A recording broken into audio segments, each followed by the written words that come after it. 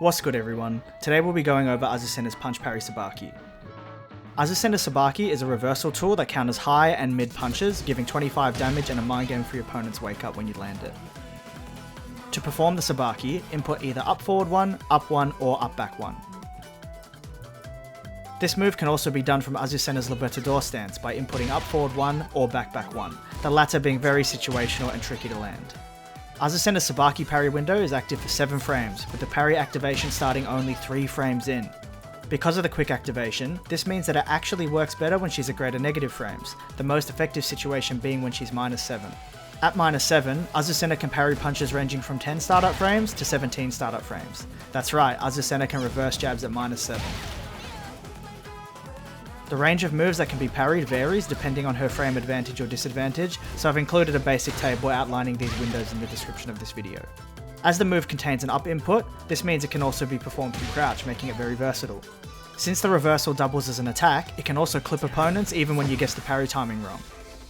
Just be warned, as the move is a high with little range and tracking, it becomes risky when weighted out by your opponents.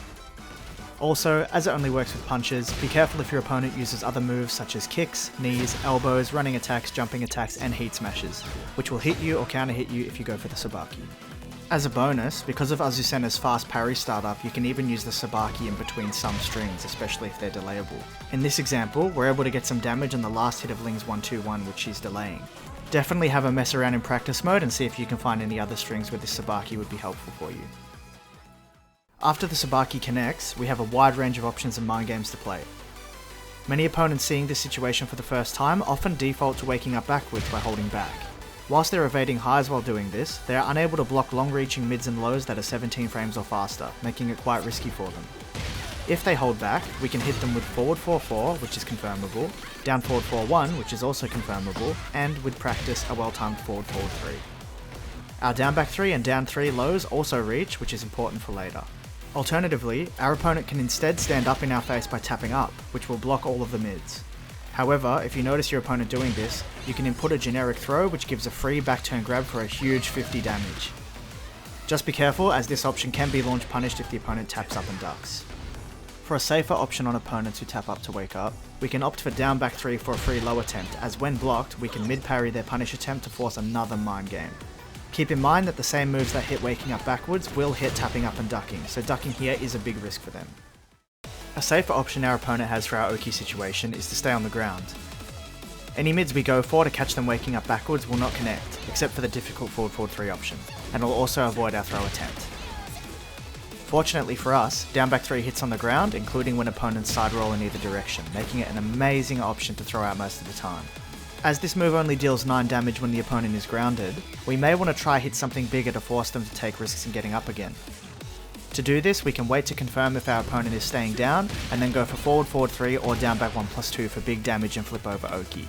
As these moves can whiff on side roll sometimes, I like to step left before committing to the grounded hit to realign. Just be careful of opponents looking to bait these options, especially down back 1+2 as they carry greater risk on block. Opponents can also try and stop our pressure with get-up kicks. Mid get-up kicks trade with 15 frame moves and low get-up kicks trade with 16 frame moves, meaning both get-up kicks beat the main mids and lows we use in this situation. If you think a get-up kick is coming, you can sidestep left and then low parry. This will make the mid whiff for a launch punish, whilst also low parrying the low. Since you're crouching, you can also enforce a full crouch mix-up if the opponent doesn't attack.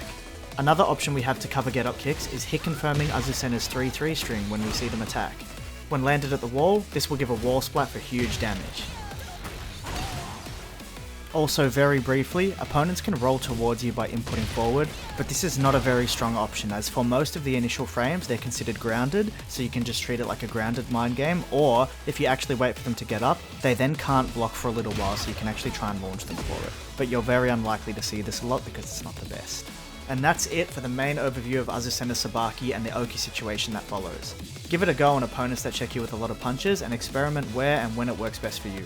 Let me know in the comments if you had any questions or findings of your own, and a big thank you for watching. See you in the next one.